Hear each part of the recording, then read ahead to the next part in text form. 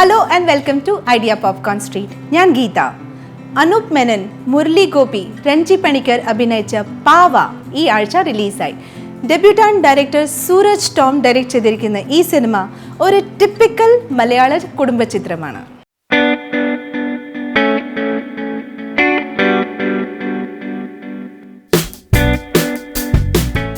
വയസ്സായ രണ്ട് സുഹൃത്തുക്കൾ ദേവസി പാപ്പനും വർക്കിച്ചാന്റെ കഥയാണ് ഈ സിനിമ. രണ്ടുപേർക്കും മറ്റാളില്ലാത്ത ജീവിക്കാനും മരിക്കാനും കഴിയില്ല. വർക്കിച്ചാൻ മരിക്കുമ്പോൾ പാപ്പൻ അയാളുടെ പ്രേതത്തെ കണ്ടു തുടങ്ങുന്നു.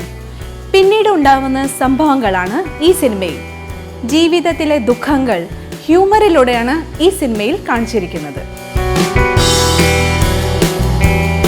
പെർഫോമൻസിനെ കുറിച്ച് പറയാമെങ്കിൽ രണ്ട് ലീഡ് ആക്ടേഴ്സും വളരെ മികച്ച പെർഫോമൻസ് ആണ് കാഴ്ചപ്പാട് വച്ചിരിക്കുന്നത്.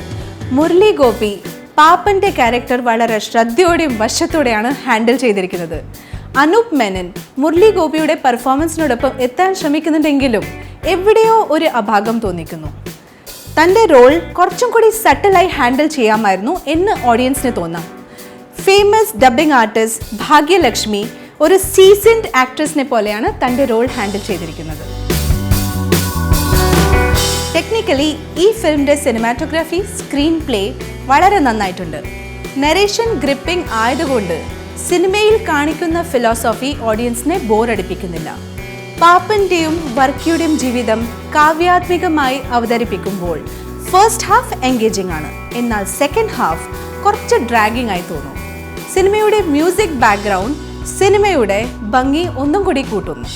മൊത്തത്തിൽ പാവ ഫാമിലി ഓഡിയൻസിന് ഒരു എൻജോയബിൾ ഔട്ടിംഗ് ആണ്. ഒരു ബ്രേക്കിന് വേണ്ടി കാത്തിരിക്കുകയാണോ? എന്നാൽ ഈ സിനിമ തീർച്ചയായും പോയി കാണും. ഞങ്ങൾ ഈ സിനിമയ്ക്ക് 5-3 പോപ്കോൺ കൊടുക്കും. ഇതായിരുന്നു ഈ സിനിമയെക്കുറിച്ച് ഞങ്ങളുടെ റിവ്യൂ. നിങ്ങൾക്ക് ഈ സിനിമ കണ്ടിട്ട് എന്ത് തോന്നി? ഞങ്ങളോട് പറയൂ താഴെ കമൻസിൽ.